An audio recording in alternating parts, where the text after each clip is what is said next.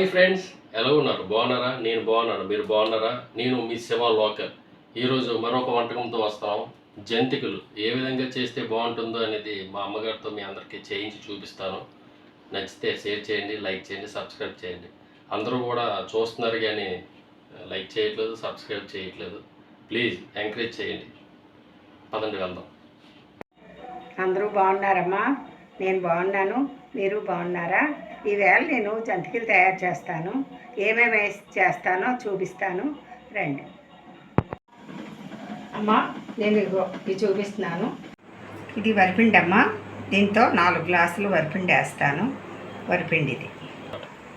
నువ్వులమ్మా ఒక 5 స్పూన్లు వేస్తాను.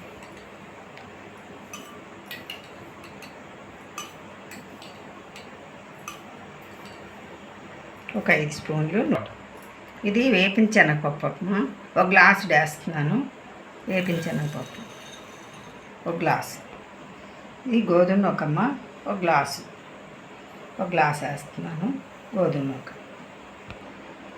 2 స్పూన్లు కారం వేస్తాను. దీంతో 2 స్పూన్లు వేస్తాను. ఇది వాము అమ్మ.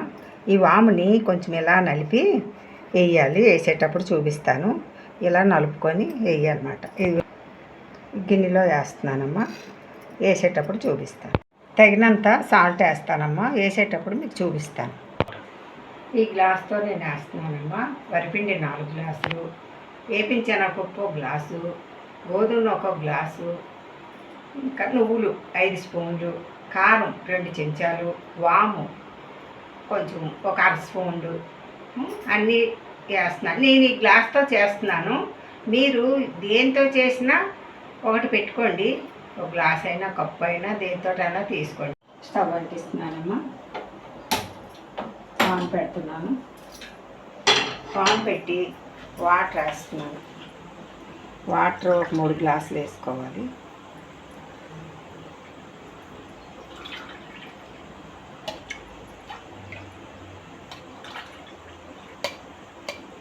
ఒక 3 గ్లాసులు వాటర్.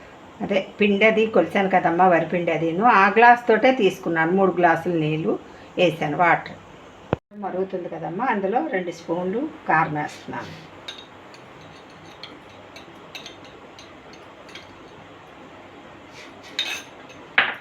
వాము వేస్తున్నాను. వాము కూడా ఇప్పుడే వేస్తున్నాను. నువ్వులు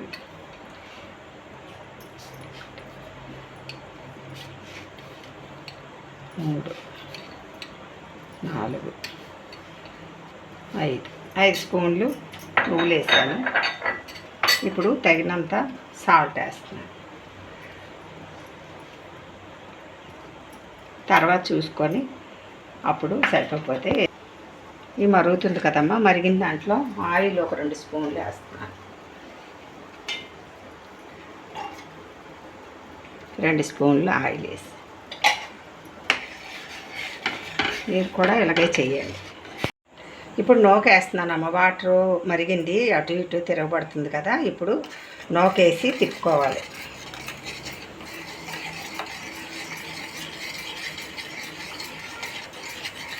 మనం ఉప్మా ఎలా చేస్తామో అలాగే ఈ నూకేమో ఇందులో వాటర్లో ఉడకాలి.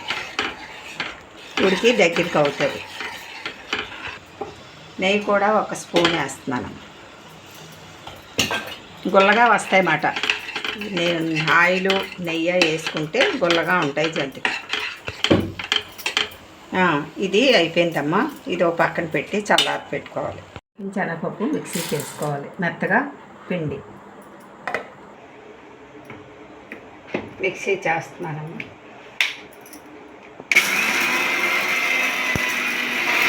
ఇప్పుడు మిక్సీ చేశాను కదమ్మా. ఈ పిండి ఏమో ఇందుపాలి.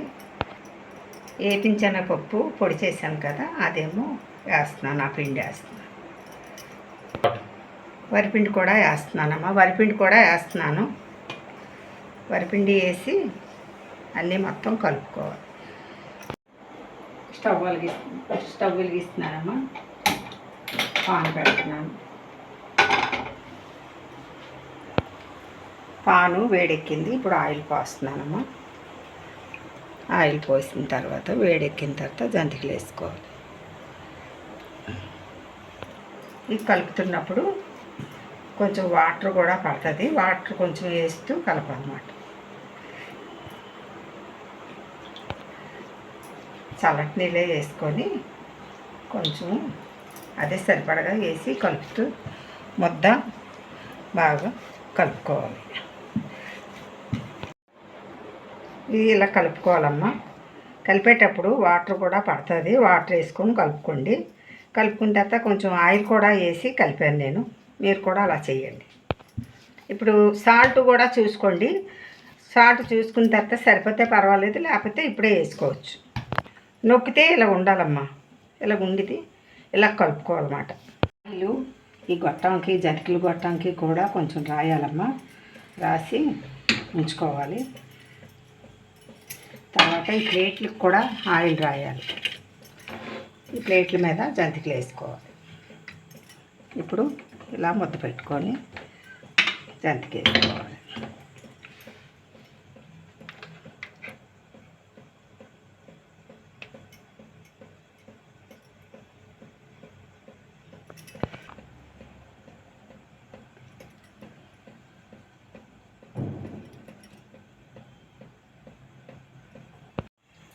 ఇప్పుడు జంతికలు వేస్తున్నానమ్మా. నూనె ఆయిల్ వేడెక్కింది. జంతికలు వేస్తున్నాను.